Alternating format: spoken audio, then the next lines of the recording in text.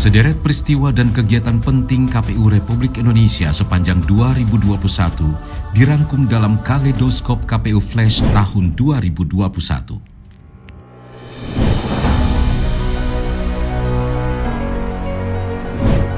Januari, torehan tinta sejarah, tepatnya tanggal 6 Januari 2021, Bernard Dermawan Sutrisno dilantik sebagai Sekretaris Jenderal KPU Republik Indonesia, menakodai Sekretariat Jenderal menyiapkan profesionalitas kesekretariatan KPU, khususnya menghadapi pemilu dan pemilihan serentak 2024. KPU RI mengadakan rapat kerja data pemilih untuk vaksinasi nasional bersama Kementerian Kesehatan Republik Indonesia.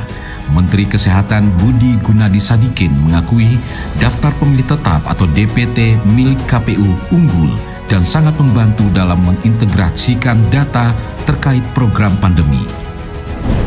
Februari, dalam rangka menyempurnakan Sirekap, KPU RI menggelar rapat evaluasi terhadap penggunaan Sirekap pada pemilihan 2020 lalu. Sekjen KPU RI menekankan 4 aspek penting KPU dalam pengembangan Sirekap, yakni teknologi, regulasi, anggaran, dan sosialisasi. Sebagai wujud kepedulian terhadap korban bencana alam, KPU menyerahkan donasi di berbagai wilayah yang terjadi bencana, yakni Kalimantan Selatan, Jawa Barat, dan Sulawesi Barat. KPU RI secara simbolis menyerahkan SK CPNS Setjen KPU se-Indonesia formasi tahun 2019 yang digelar di Manado dan dihadiri Ketua KPU RI bersama Sekjen KPU RI. KPU RI juga mengadakan rapat koordinasi evaluasi terhadap pengelolaan logistik pada pemilihan tahun 2020 lalu. Maret, KPU RI bersama Kemenkes RI melakukan penandatanganan kerjasama pemanfaatan data pemilih untuk program vaksinasi COVID-19. Sejumlah persiapan untuk pemilu dan pemilihan serentak 2024 mulai dilakukan KPU RI dengan menggelar rapat pimpinan bertemakan evaluasi pemilu 2019 dan pemilihan 2020 serta konsolidasi organisasi.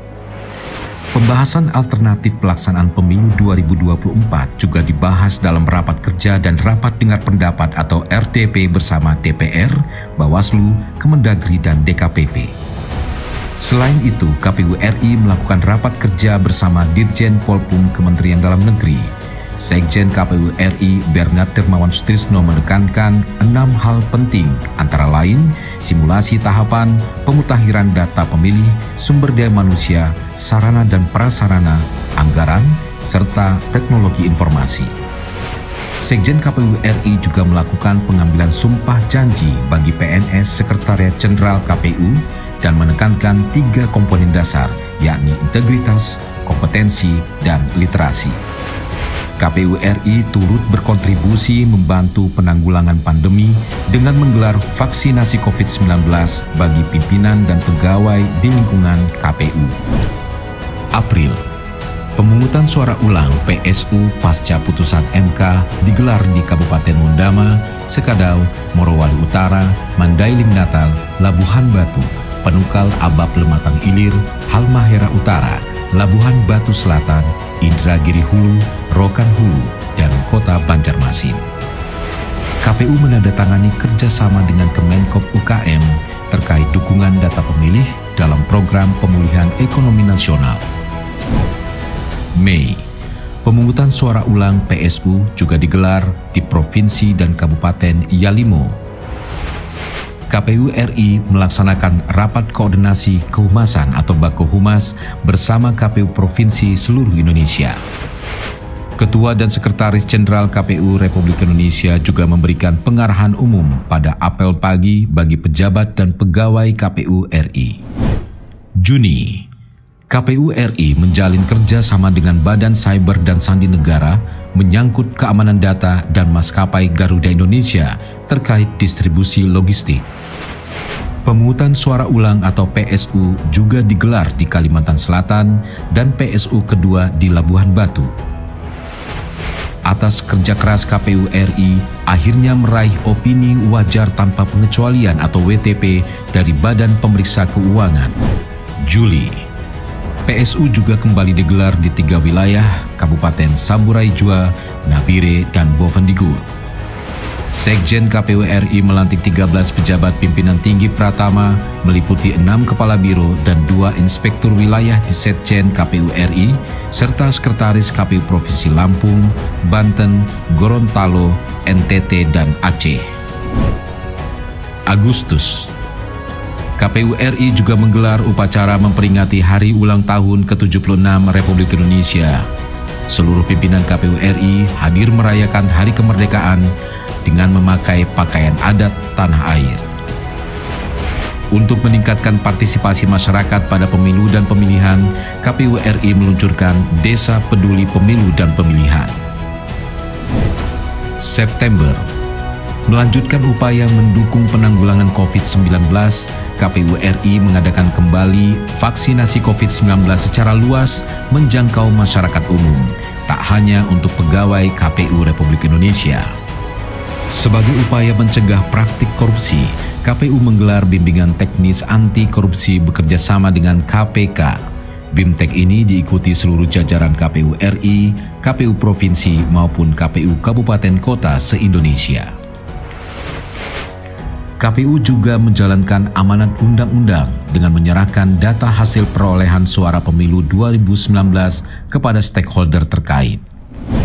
Oktober, KPU RI mengikuti program penguatan anti korupsi untuk penyelenggaraan negara berkualitas yang digelar KPK sebagai tindak lanjut BIMTEK anti korupsi.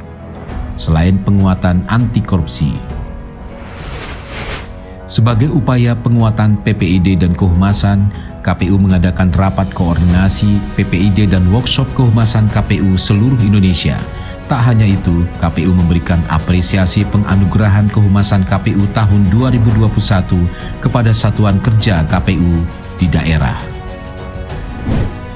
November, menjelang akhir tahun, KPU kembali menggelar rapat pimpinan KPU RI, KPU Provinsi dan KPU Kabupaten Kota yang dihadiri Presiden Republik Indonesia Joko Widodo dan didampingi Menteri Dalam Negeri secara daring. KPU RI meraih juara 1 Lelang Awards kategori Lelang Non-Eksekusi Wajib dan juara 2 BMN Awards kelompok 3 kategori utilisasi dari Kementerian Keuangan Republik Indonesia. Desember, KPU RI menggelar sosialisasi kearsipan di lingkungan Sekretariat KPU RI, KPU Provinsi, dan KPU Kabupaten Kota untuk mewujudkan arsip pemilu yang lengkap. Menindaklanjuti evaluasi pemilu 2019, KPU RI mengadakan simulasi pemungutan dan penghitungan suara dengan desain surat suara dan formulir yang disederhanakan.